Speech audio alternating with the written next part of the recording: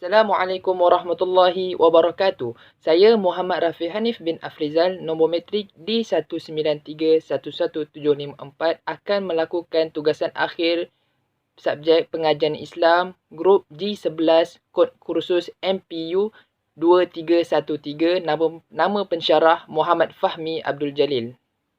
Dalam tugasan akhir, saya akan menggunakan kitab iaitu Salah Faham Terhadap Islam.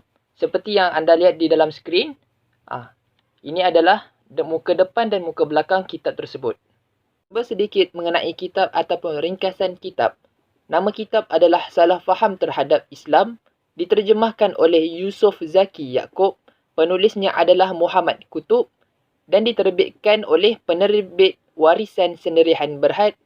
Penerbitannya pada tahun 2020 iaitu cetakan yang ke-7, mengandungi 211 muka surat dan 18 bab. Manfaat dan keburukan. Penerangan yang sangat mudah difahami dan ayat tidak terlalu kias dan memudahkan para pembacanya untuk memahami teks tersebut. Dan keburukannya adalah teks terlalu panjang dan tidak mempunyai warna dan gambaran yang akan menyebabkan para pembaca yang akan mengantuk dan membosankan. Bahasa yang digunakan adalah metafora, perbandingan secara langsung dan jelas di antara satu perkara dengan perkara yang lain. Selain itu, sifat kesefahaman sebagai contoh. Bab ini membandingkan fahaman barat yang tidak menyukai zakat kerana mereka merasakan zakat ini tidak lagi relevan dan serta mereka memandangkan zakat ini seperti memaksa sesebuah pihak untuk mengeluarkan wang untuk memberi kepada orang lain. Antara dalil Quran yang mengenai zakat adalah A'udzu billahi minasy syaithanir rajim. Bismillahirrahmanirrahim. Wa aqimus salata wa atuz zakah wa ma tuqaddimu li anfusikum min khairin tajiduhu indallah. Innallaha bima ta'maluna basir. Sadaqallahul azim. Dan laksanakanlah solat dan tunaikanlah zakat dan segala kebaikan yang kamu kerjakan untuk dirimu dan kamu mendapatkan pahala di sisi oleh Allah Subhanahu Wa Taala. Sesungguhnya Allah Maha melihat apa yang kamu kerjakan. Surah Al-Baqarah ayat 110. Ayat di atas adalah Allah Subhanahu Wa Taala memerintahkan setiap orang konsisten dan istiqamah melakukan dua perkara tersebut. Apa? Iaitu pertama, zakat dan yang kedua adalah solat. Kerana solat adalah bukti kita sebagai hamba menghadap Tuhan, iaitu menyembah Allah Subhanahu Wa Taala, iaitu Rabb kita. Manakala zakat adalah lambang ikatan erat sesama insan antara kaya dan miskin. Sudah menjadi kelaziman perintah solat dan zakat digandingkan kerana Allah Subhanahu Wa Taala telah memberitahu di dalam ayat tersebut, berjayalah, menanglah orang yang melakukan dua perkara tersebut. Kerana perkara tersebut mengandungi kebaikan untuk individu, manakala zakat pula mendatangkan kebaikan kepada hubungan sosial dan masyarakat sekitar. Urusan bab Islam dan zakat. Bab ini menceritakan di antara Islam dan zakat. Ianya tidak asing lagi dalam umat Islam kerana kita sudah diajari pada usia yang sangat muda mengenai rukun Islam yang ketiga, iaitu menunaikan zakat. Orang barat telah memanipulasikan fakta berkaitan zakat serta faedah yang akan diterima oleh penerima dan pemberi. Pada zaman Omar bin Abdul Aziz, tidak ada satu pun fakir miskin di dalam tempat jajahan Umar bin Abdul Aziz kerana sistem yang digunakan Umar bin Abdul Aziz sangat sistematik. Adakah sistem itu masih berkesan pada masa kita? Dalil Quran yang mengenai rukun zakat yang berbunyi A'udzu billahi minasy syaithanir rajim. Bismillahirrahmanirrahim. Khudh min amwalihim shadaqatan tutahhiruhum wa tuzakkihim biha wa shalli 'alaihim inna salataka sakanun lahum wallahu samii'un 'alim. Sadaqallahul azim. Yang bermaksud, ambillah sebahagian dari harta mereka menjadi sedekah supaya dengan engkau membersihkan mereka dari dosa dan menyucikan mereka dari akhlak yang buruk Dan doakanlah untuk mereka kerana sesungguhnya doamu itu menjadi ketenteraman bagi mereka. Dan ingatlah Allah Subhanahu Wa Taala Maha mendengar dan lagi Maha mengetahui. Dalil Quran yang mengenai rukun zakat yang saya baca sebentar tadi, ada dalil yang lain iaitu wa aqimus salata wa atuz zakata wa atiur rasul la'allakum turhamun. Yang bermaksud, dan dirikanlah kamu akan sembahyang serta keluarkanlah zakat dan taatlah kepada Rasul supaya kamu boleh menerima rahmatnya di akhirat kelak. Surah An-Nur ayat 56. Selain itu, ada ayat yang berbunyi, wa idh akhadna mithaqa bani Israila la ta'buduna illa Allah wa bil walidaini ihsana wa dhil qurba wal yatama wal masakin wa qulu lin nasi husnan wa aqimus salata wa atuz zakata ثم توليتم إلا قليلا منكم وأنتم معرضون. Sadaqallahul Azim. Yang berbunyi, yang bermaksud, dan ingatlah wahai Muhammad ketika kami mengikut perjanjian serta dengan Bani Israel dengan firman, janganlah kamu menyembah melainkan Allah Subhanahu Wa Taala dan berbuat baiklah kepada ibu bapa dan kaum kerabat dan anak-anak yatim serta orang miskin dan katakanlah kepada sesama manusia perkataan-perkataan yang baik dan dirikanlah sembahyang dan sertailah dengan zakat. Kemudian kamu berpaling membelakangkan perjanjian setia kamu itu kecuali sebahagian kecil daripada kaum dan sememangnya kamu orang tidak lagi menghiraukan perjanjian setia. Surah Al-Baqarah ayat 83.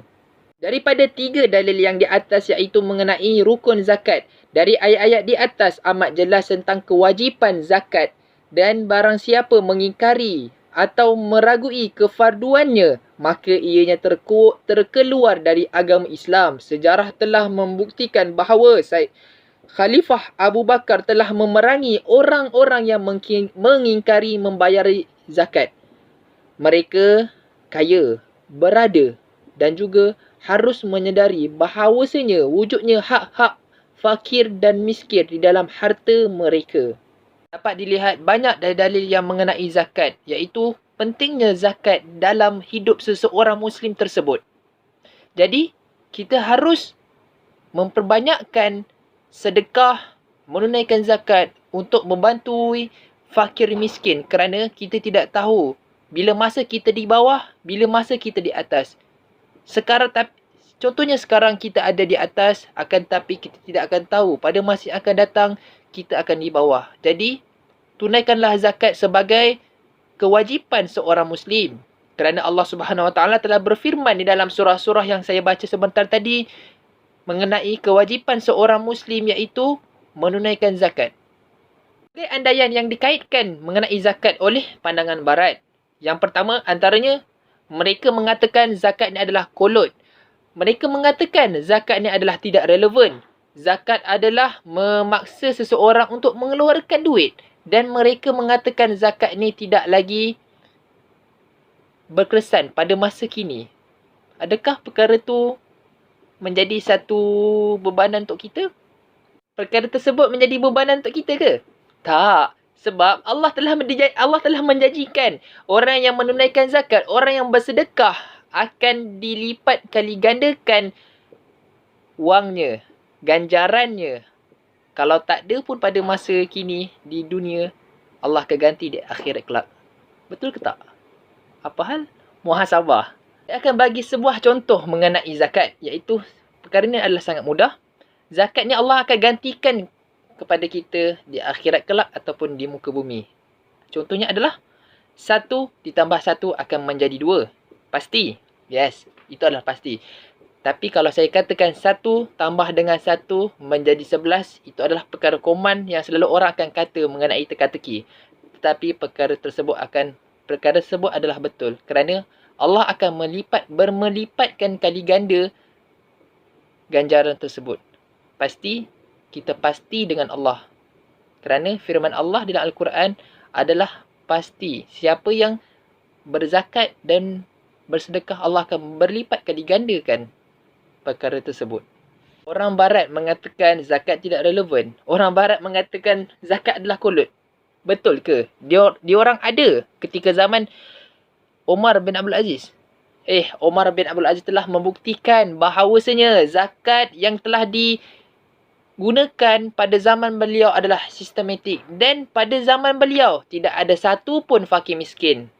Di sini kita dapat lihat bagaimana zakat penting dalam kehidupan masyarakat. Jadinya kalau tak ada bantuan zakat, bagaimana orang yang fakir miskin, orang di kaki jalan, siapa yang bantu mereka? Di sini kita renung-renungkan. Tak perlu kita mendengar pandangan-pandangan barat. Kerana pandangan barat ini ingin menjatuhkan kita sebagai seorang Muslim. Kita dapat lihat bagaimana di Israel menyerang Palestin dengan wang zakat, wang derma, wang sedekah kita untuk membantu saudara-saudara kita di sana. Kalau kita mengikut pandangan barat, perkara tu kolot, perkara tu apa? Macam mana mereka nak melangsungkan kehidupan mereka? Di situ kita dapat lihat zakat yang Allah telah tetapkan adalah rahmatan lil alamin, untuk membantu masyarakat, saudara-saudara kita, sama ada yang Muslim ataupun non-Muslim. Kita jangan mementingkan diri kita sendiri. Sebab Allah Subhanahu Wa Taala telah memerintahkan di dalam Al-Quran, di dalam rukun Islam yang ketiga, untuk kita menunaikan zakat. Zakat ni terbahagi kepada beberapa pecahan. Antaranya zakat harta, zakat haiwan, zakat emas, zakat perniagaan dan sebagainya. Jikalau pandangan barat ini masuk ke dalam negara kita iaitu Malaysia, apa akan jadi dengan saudara-saudara kita yang tidak bernasib baik? Cuba kita renungkan. Bagaimana nasib-nasib nenek-nenek tua, ibu-ibu tunggal, anak-anak yatim? Mereka tidak bernasib baik. Alhamdulillah kita bernasib baik. Kita mempunyai keluarga, kediaman, harta, pekerjaan. Jikalau kita di tempat mereka, bagaimana kita untuk melangsungkan kehidupan? Yes, mereka mempunyai kudrat. Akan tetapi, yang saya katakan tadi, mereka tidak bernasib baik. Jadi, itulah kepentingan zakat untuk menolong mereka-mereka yang di dalam kesusahan. Bulan yang mulia ini iaitu bulan Ramadan, marilah kita menunaikan zakat kerana zakat adalah kewajipan sebagai seorang Muslim. Di sini saya ingin mengucapkan selamat Hari Raya Aidilfitri. Maaf zahir dan batin. Maaf kalau saya ada terkasar bahasa dan kesilapan dari diri saya. Yang baik daripada Allah Subhanahu Wa Taala, yang buruk daripada diri saya. Sekian, wabillahi taufiq wal hidayah. Assalamualaikum warahmatullahi wabarakatuh. Selanjutnya, kawan saya yang akan bentangkan. A'udzubillahi minasyaitonirrajim. Bismillahirrahmanirrahim. Assalamualaikum warahmatullahi taala wabarakatuh. Alhamdulillah rabbil alamin, wassalatu wassalamu ala asyrafil anbiya'i wal mursalin wa ala alihi washabbihi ajma'in. Amma ba'd. Terlebih dahulu yang dihormati Ustaz Muhammad Fahmi bin Abdul Jalil selaku pensyarah kami dalam kursus pengajian Islam yang berkod MPU 2313, dan terima kasih kepada sahabat saya atas pembentangan itu tadi. Jadi insya-Allah sebelum kita mulakan pembentangan seterusnya, terlebih dahulu saya ingin memperkenalkan diri saya. Nama diberi Muhammad Ammar Qayyum bin Aznal, bernomor matrik di 193-11928. Jadi insya-Allah untuk tajuk saya akan membentangkan tentang Islam dan kekolatan. Di mana dalam tajuk ini kita akan membincangkan pelbagai contoh-contoh lah bagaimana orang barat dan orang Islam ni berfikir dalam sesuatu perkara ataupun sesuatu hukum. Macam mana orang barat ini berpandangan dalam tentang zakat, tentang riba dan semua itulah. Jadi insya-Allah kita akan mulakan. Baiklah, Islam dan kekolatan. Poin yang pertama, sesetengah orang dengan lantang menuduh bahawa sesetengah cara hidup Islam ini tidak lagi dapat diterima di zaman ini, malah tidak lagi sesuai dengan logik hidup moden. Mereka ini juga seterusnya menuduh bahawa cara hidup Islam itu sendiri akan menjadikan kita manusia yang berfikiran batu dan berperasaan beku. Dan bukan itu saja yang mereka katakan. Bahkan diorang ini juga mengatakan bahawa cara hidup Islam ini juga merupakan tradisi yang lapuk dan hanya sesuai untuk generasi-generasi manusia zaman dahulu sahaja. Dan juga Islam ini, mereka menganggap bahawa cara hidup Islam ini juga merupakan satu sistem yang sangat kolot, di mana ianya menghalang kemajuan. Okey, baiklah. Kita akan masuk kepada persoalan tentang contoh-contoh apa yang mereka fikirkanlah tentang Islam ni dari segi pensyariatan sebuah hukum seperti riba, judi, pengharaman arak dan pencampuran antara lelaki dan perempuan. Okey, kita tengok. Okey, baiklah, kita masuk kepada riba. Okey, ini contoh-contohnya lah, contoh-contoh persoalan orang-orang barat berkenaan dengan sesuatu hukum dalam Islam. Okey, saya masuk kepada riba. Okey, dalam riba ni ada mereka yang menanyakan sesuatu soalan kepada pemimpin Islam lah. Dia tanya, adakah kau masih mahu mendesak untuk memarahkan riba, sedangkan riba ini merupakan satu keperluan ekonomi, kan? Satu keperluan dalam ekonomi untuk membangunkan sebuah ekonomi, riba ni. Okey, jadi dalam Islam adakah riba tu haram? Okey, tengok pada poin pertama. Memang benar Islam ini mengharamkan riba, akan tetapi tidak dibenarkan apabila mengatakan bahawa riba itu merupakan satu keperluan ekonomi. Jadi dalam Islam, kita tidak boleh mengatakan bahawa riba itu merupakan satu keperluan dalam ekonomi Islam. Sebab riba ni banyak mudarat kalau kita belajarlah, kan? Jadi Allah Ta'ala dah berfirman dalam Al-Quran, A'udzubillahi minasyaitanirrajim, wa ahallallahu al-bai'a wa harramar riba. Dan maksudnya Allah telah menghalalkan jual beli dan mengharamkan riba. Dalam ayat surah Al-Baqarah ayat 275. Jadi macam mana kalau siapa belajar dalam riba ni, riba ni ada dua jenis lah. Kalau dalam fiqh muamalat, siapa ada belajar dalam fiqh muamalat, riba ad-duyun iaitu riba hutang, dan riba al-buyu', riba jual beli. Jadi riba ni contohnya, kalau dalam hutang, saya bagi contoh. Okey, seseorang tu nama dia Ahmad lah. Ahmad ini memberikan Ali hutang. Dia bagi 100 kat Ali. Jadi Ali pun gunalah duit tu. So tiba-tiba then Ahmad cakap, kalau kau tak bayar duit RM100 ni dalam masa 2 bulan, maka 100 tu kau kena naikkan, aku akan naikkan 100 tu pada 200. Kau kena bayar kat aku 200. Jadi itu masuk riba. Okey, sebelah pihak akan menerima keuntungan yang lebih lah daripada pihak yang seterusnya. Okey, tengok poin seterusnya. Dua ekonomi yang mengharamkan riba iaitu sistem Islam dan sistem komunisme, walaupun kedua-dua sistem itu berlainan dasar dan tujuannya. Jadi dua ekonomi yang mengharamkan riba iaitu sistem Islam dan sistem komunisme. Jadi apa beza dia? Okey, sistem komunisme ini mereka dah melaksanakan satu, apa ni orang kata, mereka dah sampai satu tahap realistik lah orang kata. Sedangkan Islam masih belum. Islam bukan tak ada, masih belum saja. Cuma Islam ni dia secara beransur-ansur akan menuju kepada realistik tu lah. Okey, riba bukanlah satu keperluan ekonomi yang tidak boleh diabaikan dunia moden. Malah riba hanya merupakan satu keperluan ekonomi di dalam sistem kapitalis saja. So kapitalis sajalah yang mengamalkan riba ni, kan?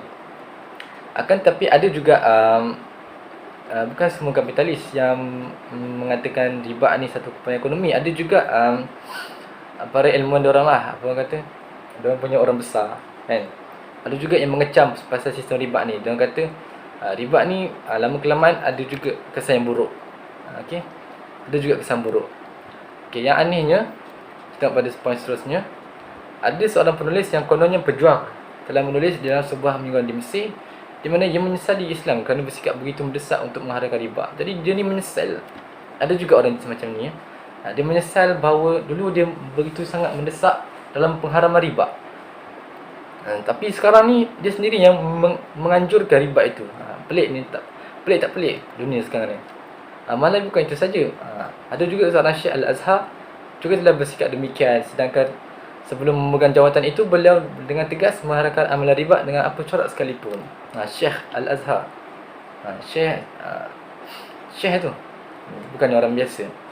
Jadi itulah mereka. Jadi itulah sedikit sebanyak tentang riba dalam dalam konteks Islam dan kekolonian. Jadi inilah apa yang Allah Taala sebut. Maafkan saya. Jadi di sebalik pensyariatan tu ada hikmahnya, kan? Okey, sekarang kita masuk kepada zakat. Okey, seterusnya kita masuk kepada zakat. Okey, kita tengok pada zakat. Okey, kita tengok apa persoalan daripada orang-orang barat tentang hukum zakat ni lah, kan, dekat Islam ni. Okey, diorang bertanya, adakah anda sekalian masih mendesak untuk memungut zakat dan membagi-bagikannya di tempat-tempat di mana zakat itu dipungut? Sedangkan sistem pemungutan zakat yang seperti itu merupakan satu sistem primitif yang tidak sesuai dengan sistem-sistem negara moden. Di samping itu, sistem pembagian zakat juga menjatuhkan maruah fakir miskin baik di bandar ataupun di luar bandar, kerana ia membuat fakir miskin itu merasa bahawa mereka adalah penerima ihsan dan belas kasihan orang-orang kaya, dan mereka pastilah menghormati dan tunduk pada kuat kuasa mereka. Jadi diorang ni anggap macam korang ni serius lah nak bagi pasal zakat ni, kan. Serius lah pasal zakat ni. Korang tak rasa ke macam orang fakir miskin ni, diorang rasa macam diorang ni hanya penerima belas kasihan je daripada kita ni lah, daripada kita orang Islam, kan.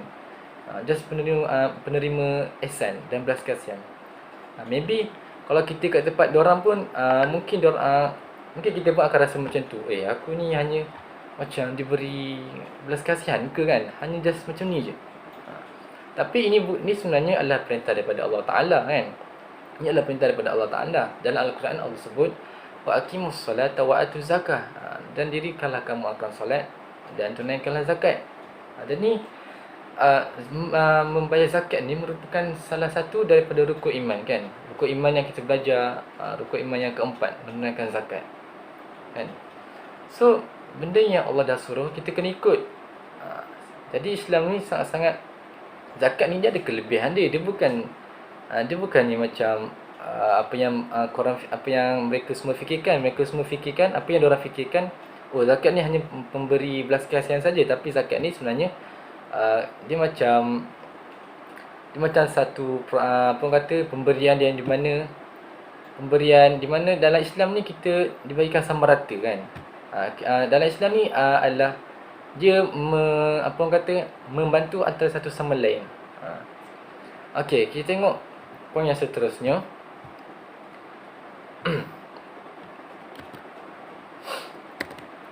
Okey, yang menjadi sasaran pengeliruan ialah tentang cara pembagian zakat yang dikatakan terlalu tempatan, kerana zakat harus dibagikan kepada fakir miskin setempat, iaitu tempat zakat dipungut saja dan tidak boleh dipindah ke tempat lain. Jadi diorang anggap ni macam zakat ni hanya diberi kepada tempat yang khusus saja, bukannya tempat lain, betul tak?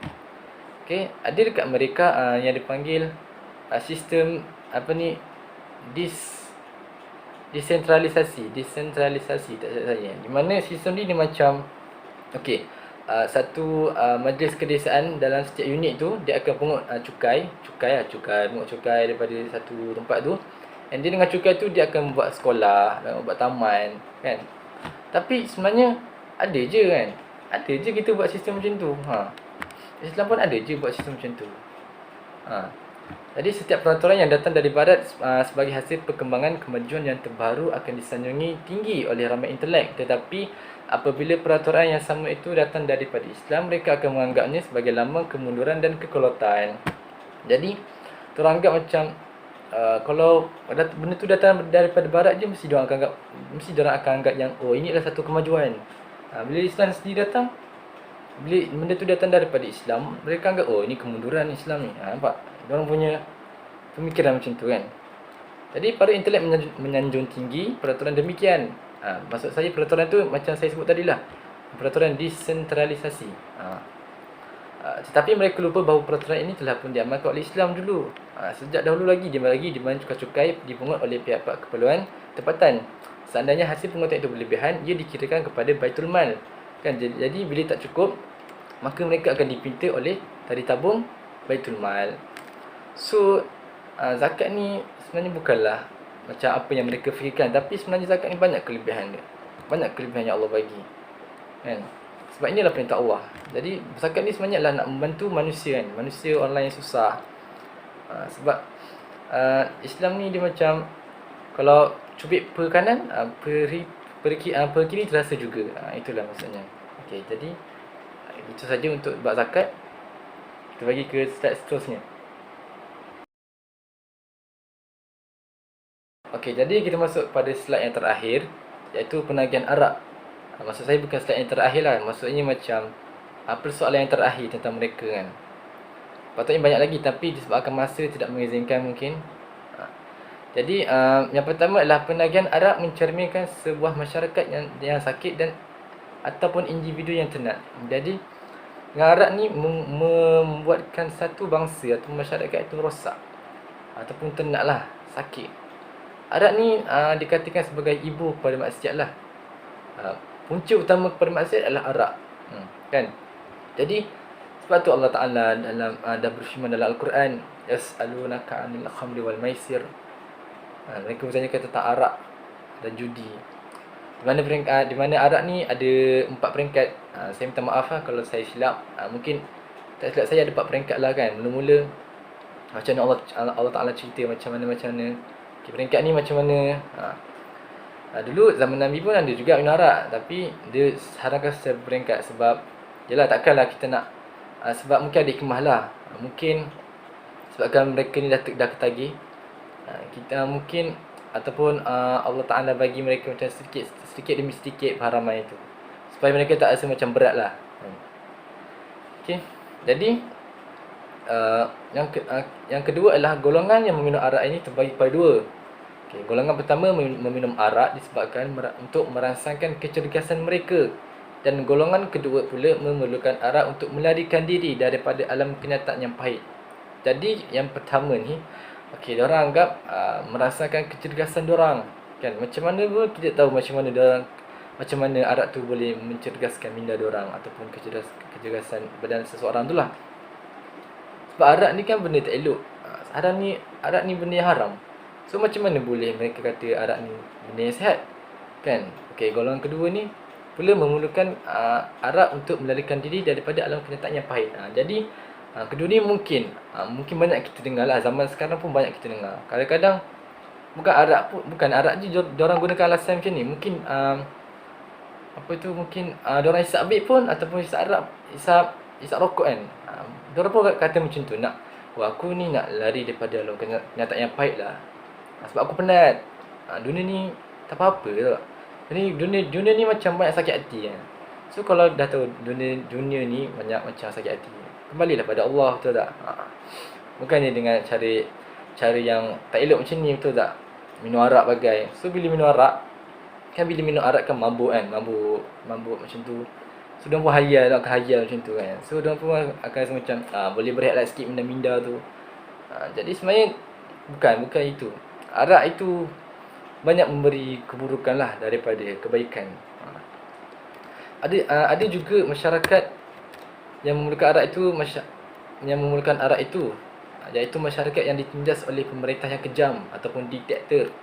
Masyarakat inilah yang memerlukan arak dan lain-lain dadah untuk mengadakan alam impian yang sunyi dari derita. So bila diorang penat sangat, kan. Penat, diorang minum arak supaya diorang dapat berehat. Diorang anggap macam tu lah, sebab bila minum arak tu dadah ni, kan dadah pun ada boleh juga menghayalkan kita. Saya tak ingat jenis dadah apa tu. And then akhirnya poin yang terakhir lah, kita tak boleh gunakan alasan itu untuk menghalalkan arak. Kerana arak ni kerana arak ni banyak mendatangkan kemudaratan lah. Jadi kita tak boleh gunakan alasan hidup. Contohnya tak kisahlah hidup kita perik mana sekalipun, jangan gunakan alasan arak untuk melari daripada masalah hidup. Nak settlekan masalah hidup, cari Allah Ta'ala. Allah Ta'ala beri kita ujian itu daripada Allah Ta'ala. Jadi kembali pada Allah Ta'ala, bukan cari arak. Okay? Jadi itulah rasanya slide yang terakhir untuk persoalan. Jadi sebab itulah hikmah Islam mengharamkan arak. Ini sebab dia. arak ni banyak kemudaratan. Macam sekarang ni Malaysia lah paling banyak kes seseorang lain mabuk. Orang yang mabuk bawa kereta, lalas orang lain yang jadi mangsa. Kalau mabuk tu, kalau dia meninggal tak apa, dia meninggal seorang-seorang kan. Tapi ini orang yang tak bersalah, yang tak minum arak, mati.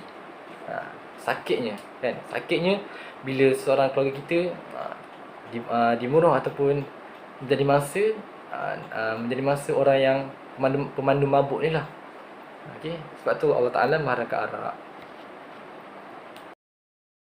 Okay, jadi kita masuk pada struktur buku. Struktur buku yang saya gunakan dan ahli yang saya gunakan adalah buku yang sama, iaitu Salafan Terhadap Islam, penulis Muhammad Qut, diterjemah oleh Yusuf Zaki Yaakob, penerbit Warisan Sedang Berhad, diterbit pada tahun 2020, cetakan ke-7.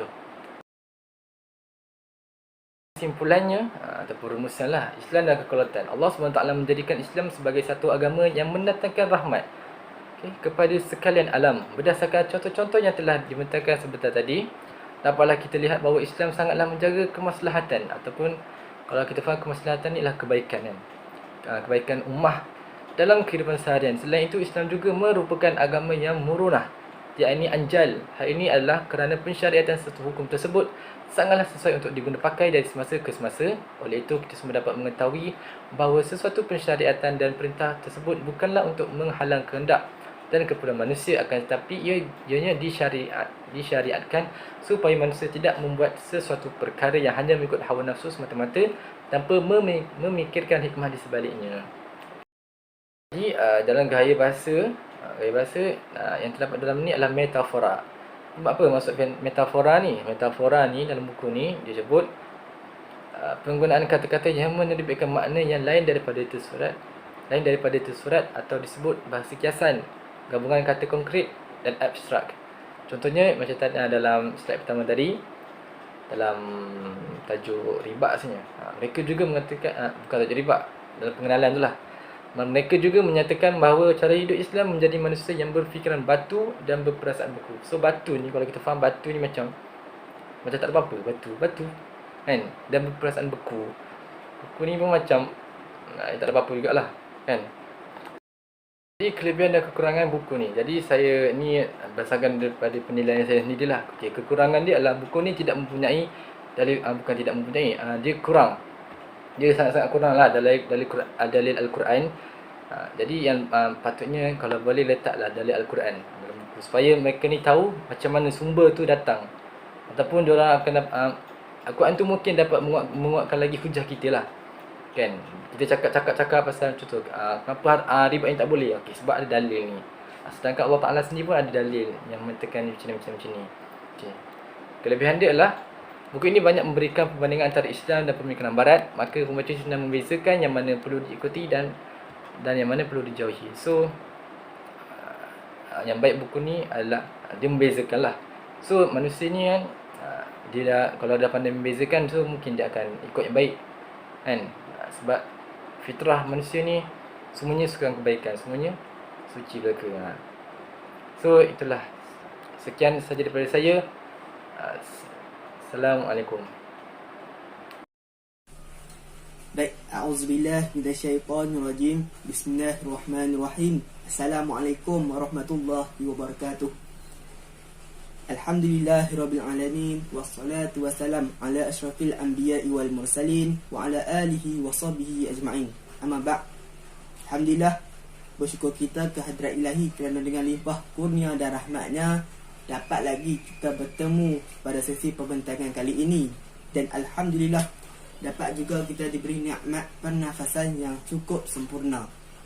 Okey. Nama diberi Muhammad Irfan Naim bin Mat Sabri, nombor metrik D193119117. Subjek pengajian Islam, kod kursus MPU 2313 daripada Universiti Sultan Azlan Shah. Yang dihormati lagi berbahagia Ustaz Muhammad Fahmi bin Abdul Jalil selaku pensyarah bagi subjek pengajian Islam kumpulan 4G11. seterusnya, sahabat-sahabat dan rakan-rakan yang saya kasihi sekalian, pada kali ini kami diberi tugasan akhir, iaitu untuk membedah buku mana-mana yang berkait dengan globalisasi ataupun salah faham terhadap Islam. Jadi kumpulan kami telah memilih buku yang bertajuk Salah Faham Terhadap Islam, dan kami juga diberi tanggungjawab dan amanah untuk memilih salah satu bab bagi setiap individu untuk melakukan pembentangan pada tugasan akhir kali ini. Jadi dengan ini saya sebagai seorang pelajar melaksanakan tanggungjawab saya dengan memilih satu tajuk yang mana ianya berbunyi seperti tajuknya ialah Islam dan Perhambaan. Macam mana kita nak tahu Islam dan perhambaan itu? Kita lihat pada slide yang seterusnya.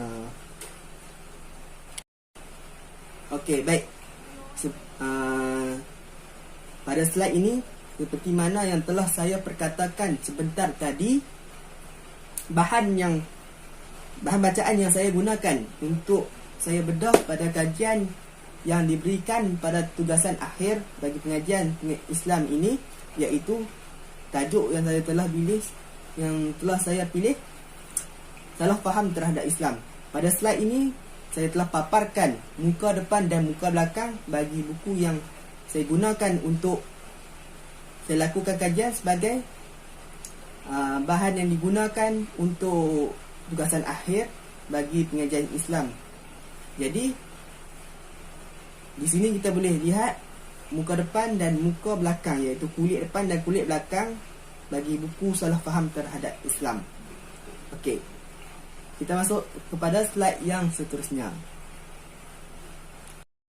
Okey, dalam slide ini saya serba sedikit ingin mengongsikan apa yang terdapat dalam bab ini, persoalan apa yang terdapat.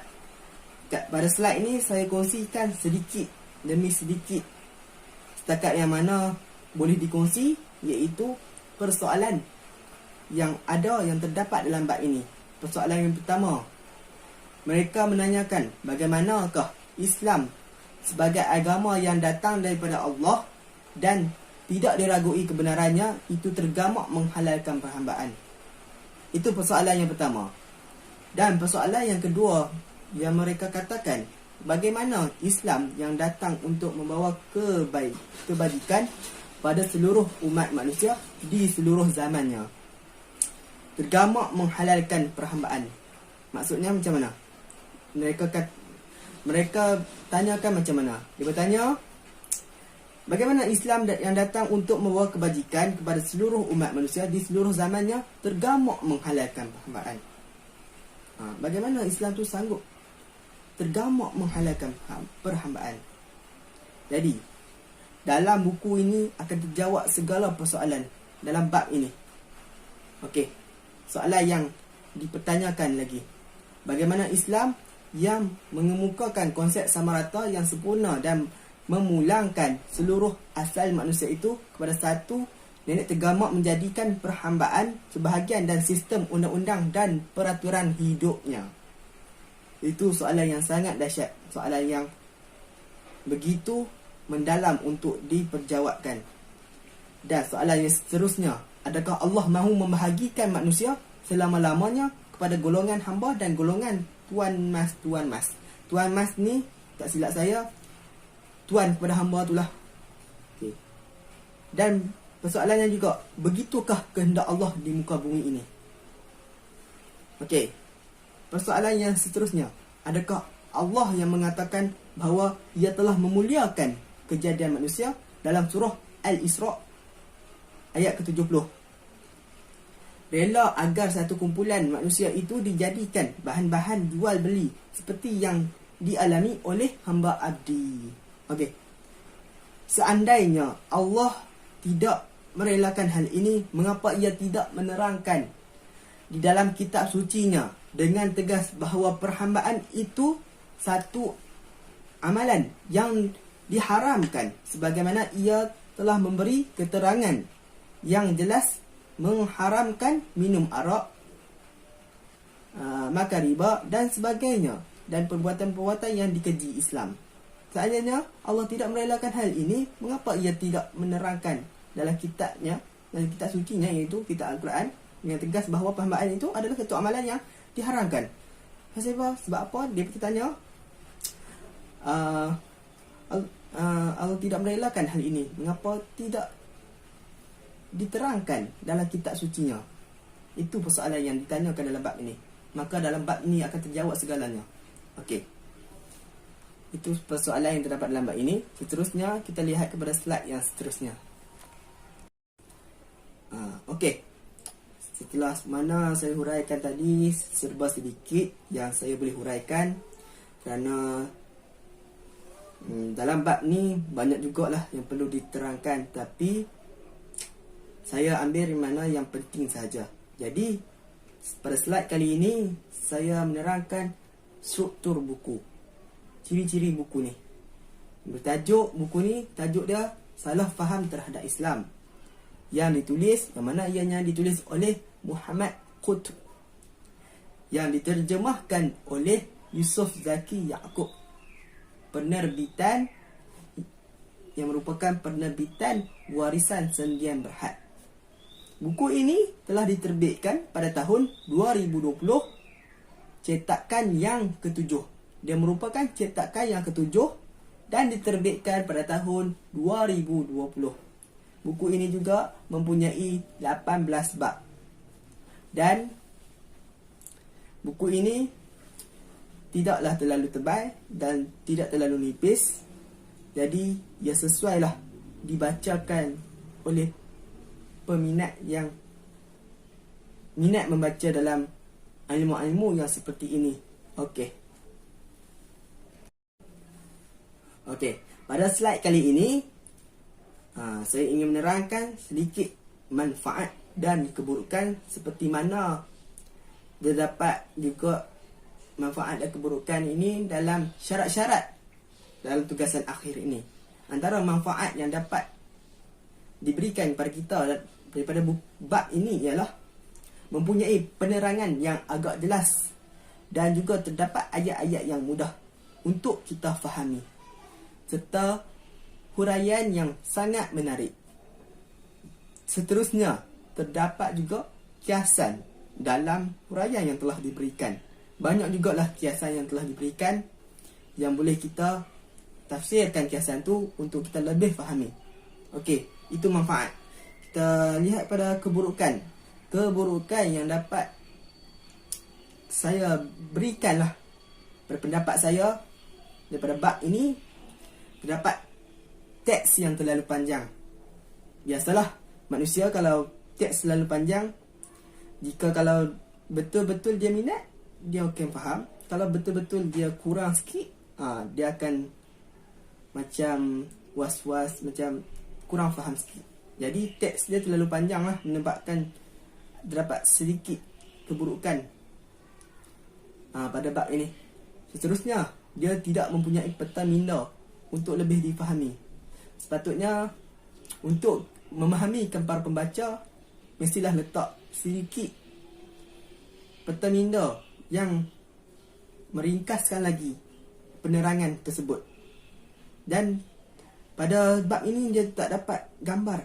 Dia tak mempunyai gambar perhiasan bagi menggambarkan sesuatu huraian ataupun untuk menarik minat serta menceriakan pembaca.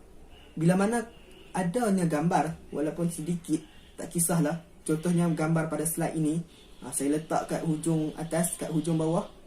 Jadi dia nampak menceriakan buku tu, dan dia akan menarik minat pembaca untuk lebih suka membaca lagi.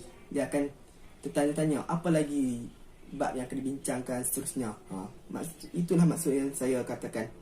Okey, itu saja untuk slide ini. Kita langkah kepada slide yang seterusnya pula.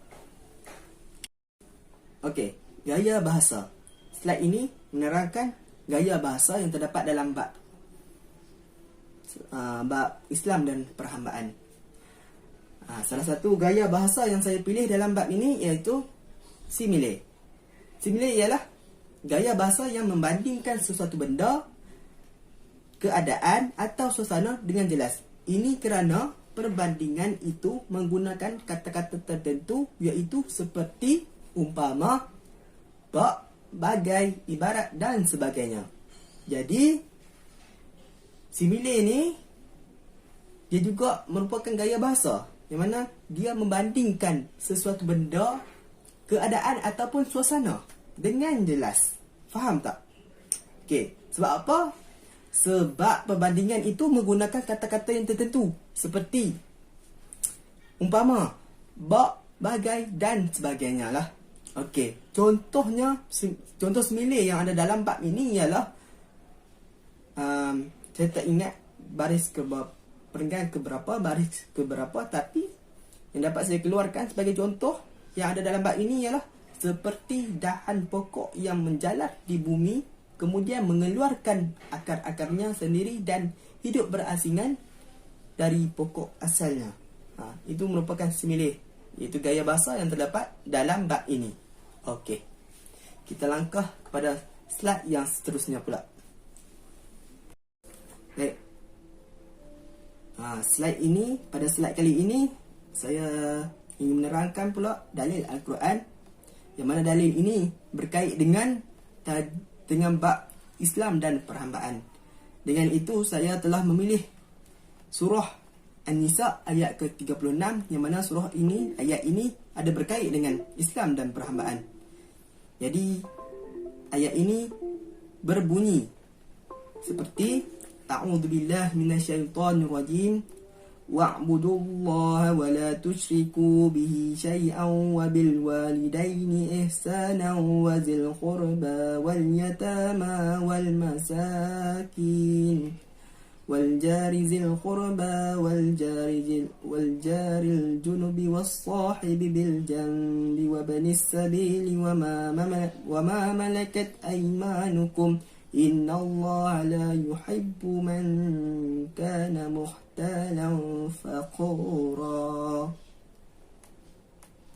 Surah An-Nisa ayat ke-36, dan maksudnya, dan hendaklah kamu beribadat kepada Allah dan janganlah kamu sekutukan dia dengan sesuatu apa jua, dan hendaklah kamu berbuat baik kepada kedua ibu bapa dan kaum kerabat dan anak-anak yatim dan orang-orang miskin dan jiran tetangga yang dekat dengan jiran tetangga yang jauh dan rakan sejawat dan orang musafir yang terlantar dan juga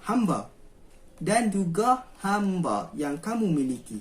Sesungguhnya Allah tidak suka kepada orang-orang yang sombong, takbur dan membangga-banggakan diri.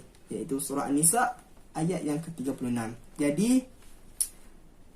saya tekankan tadi, dan juga hamba yang kamu miliki. Jadi ayat Al-Quran ini juga ada berkait dengan tajuk yang saya pilih. Okey, kita pergi pada slide yang seterusnya.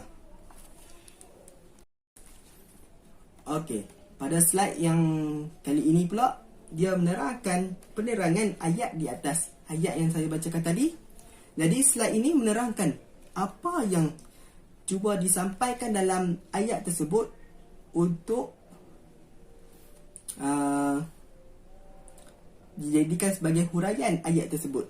Iaitu yang pertama, Allah sudahi ayat-ayat hukum dengan diberikan ayat tentang tauhid, keutamaan tujuan hidup, utama hidup adalah kenal Allah dan mentauhidkan Allah. Selepas sebut tentang berbaik antara suami isteri, sekarang disebut tentang berbuat baik dengan orang luar pula. Maksudnya orang luar tu boleh dikatakan hamba lah juga. Ya, orang luar. Hamba tu maksudnya orang luar. Jadi ada juga kait lah dengan hamba tu sebagai orang luar. Dan poin yang seterusnya, surah An-Nisa ini bukan saja cerita tentang hak anak yatim, kanak-kanak dan para wanita, tapi dia juga pada hak-hak orang lain juga. Jadi surah Nisa ni banyak menyentuh tentang hak manusia. Kita kena jaga hak-hak mereka. Tak kiralah mereka ni hamba ataupun orang luar ataupun bukan keluarga kita.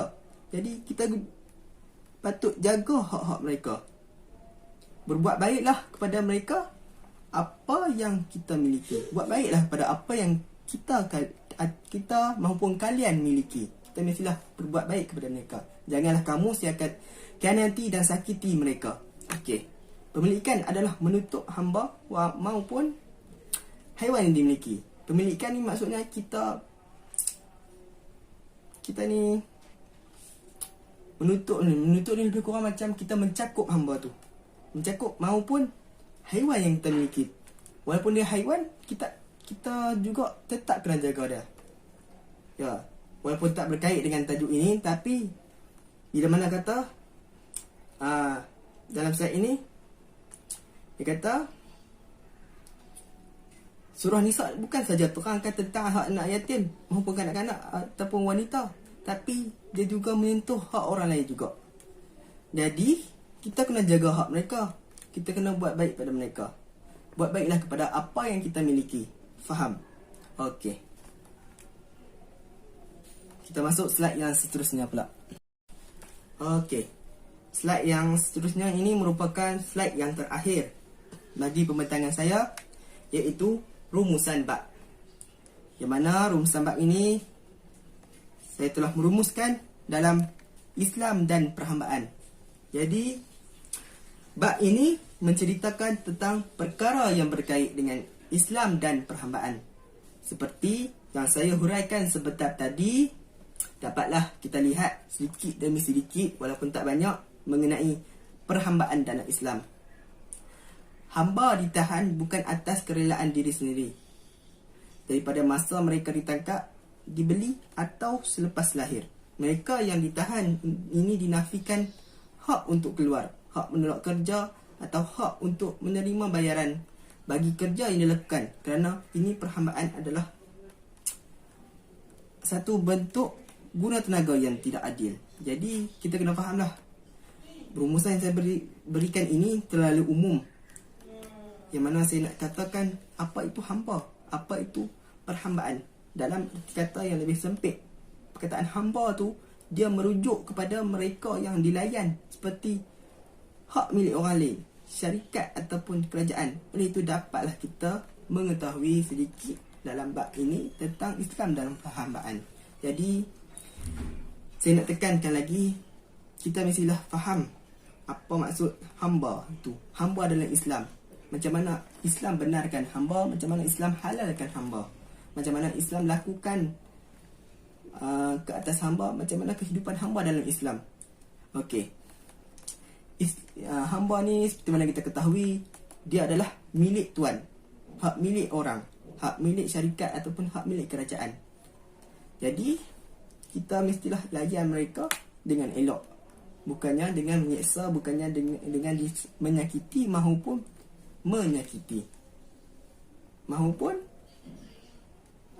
kita berbuat lebih kurang terhadap mereka.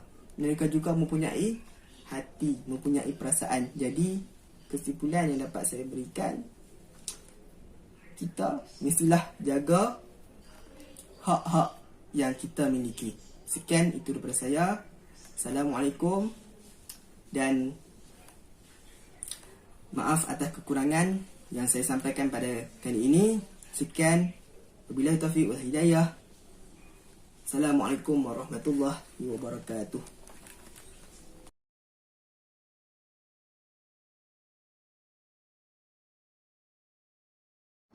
Assalamualaikum warahmatullahi wabarakatuh. Nama saya Muhammad Izzuddin bin Saharudin. Nombor matrik D193111986. InsyaAllah saya akan sambung pula kepada salah faham terhadap Islam dalam aspek Islam dan hukuman-hukumannya.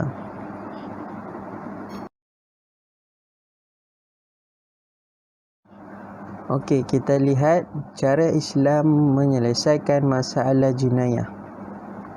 Yang pertama, Islam akan duduk di tengah-tengah untuk memegang neraca keadilan. Yang kedua, Islam menentukan hukum-hukum yang benar-benar menjerakan, atau lebih difahami benar-benar memberi kesan kepada pelaku ataupun orang yang melihatnya. Yang ketiga, seandainya masyarakat tidak terdaya untuk mencegah faktor-faktor yang membawa kepada pelakuan jenayah ini, maka hukuman-hukuman berat itu harus digugurkan oleh pihak pemerintah atau membebaskan penjenayah itu ataupun mengenakan hukuman-hukuman dera lain seperti sebat dan penjara. Yang keempat, Islam berusaha dengan berbagai-bagai cara untuk menghapuskan faktor-faktor yang membawa ke arah pelakuan jenayah ini. Yang kelima, negara adalah bertanggungjawab. Yang keenam, setiap pelakuan jenayah akan diperiksa dengan teliti.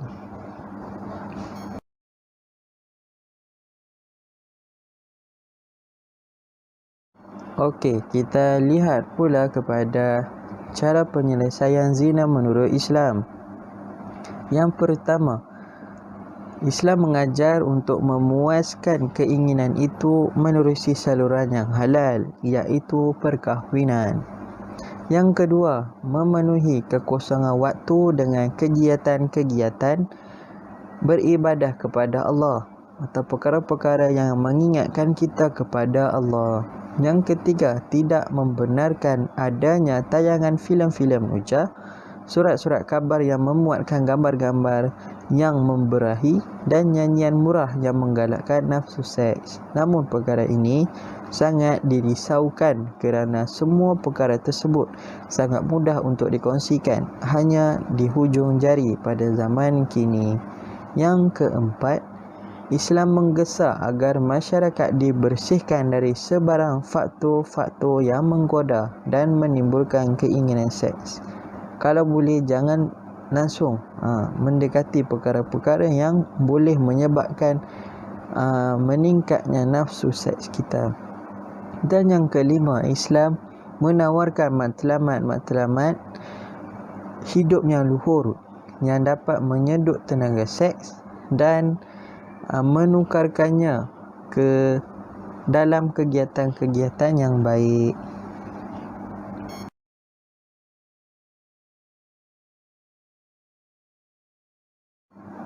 Akan tetapi, jika dilihat semula, negara-negara bukan Islam melihat hukuman-hukuman ini, melihat hukuman yang dijalankan Islam ini sebagai satu benda yang salah. Kita lihat Eropah. Oleh kerana Eropah tidak mempelajari hakikat-hakikat konsep jenayah dan hukuman di dalam Islam, maka mereka beranggapan Islam itu kejam. Islam itu menjatuhkan status manusia. Dan akibatnya mereka melihat masyarakat Islam sebagai sebuah gelanggang pembunuhan dan penyiksaan yang kejam. Contohnya, kalau kita berzina, maka kita akan direjam sekiranya kita sudah berkahwin. Tapi jika kita belum berkahwin, kita akan disebat 100 kali sebatan. Maka ini dilihat oleh negara-negara Eropah sebagai satu perkara yang kejam. Tetapi di dalam Islam, selain membersihkan dosa penjinayah, cara ini juga dapat menakutkan dan mencegah masyarakat yang melihatnya daripada melakukan jenayah tersebut. Jika orang sekeliling yang menyaksikan acara tersebut berlangsung, maka masyarakat yang melihat tersebut akan berasa gerun untuk melakukan zina tersebut. Biarpun bagaimana kuat keinginan mereka untuk melakukan jenayah, contohnya zina, mencuri dan sebagainya, namun mereka akan berfikir kembali. Mereka akan berfikir berkali-kali sebelum melakukan jenayah tersebut kerana mereka takut hukuman yang berat yang mereka saksikan sebelum-sebelum ini.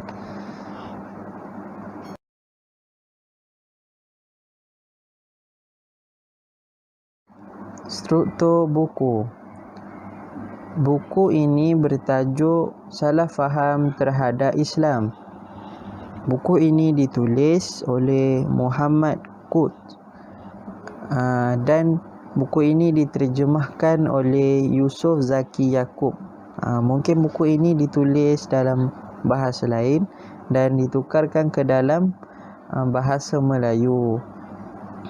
Buku ini diterbitkan oleh Warisan Sendirian Berhad dan diterbitkan pada tahun 2020, iaitu cetakannya yang ke-7. Buku ini pula mempunyai 18 bab. Gambar buku tersebut adalah seperti di atas.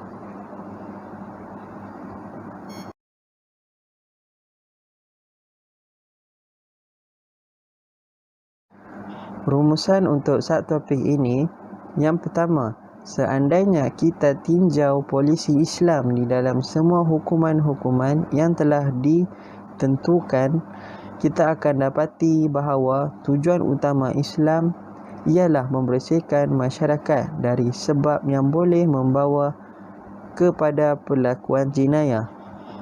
Yang kedua, inilah konsep hukuman yang sebenar. Malangnya, sesetengah intelek dan ahli undang-undang kita memandang serong kepada hukuman-hukuman itu kerana semata-mata takut diucapkan sebagai undang-undang jakun oleh orang-orang barat.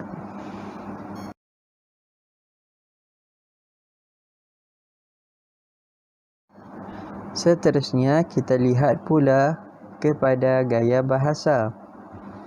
Gaya bahasa yang saya temui di dalam buku ini ialah penggunaan bahasa Arab. Maksud penggunaan bahasa Arab ini ialah penulis, pengarang menggunakan bahasa Arab ini untuk menulis buku tersebut, tetapi ia hanya mengambil sedikit sahaja atau mudah difahami. Ia hanya meminjam bahasa Arab tersebut untuk menyambung tulisannya di dalam buku tersebut. Contohnya, perkataan jinayah. Jinayah sering digambarkan sebagai tindakan pencerobohan individu terhadap kelompok. Jelaslah kat sini bahawa penulis menggunakan perkataan jinayah tersebut yang merupakan bahasa Arab untuk menerangkan untuk meneruskan penceritaannya dalam buku ini.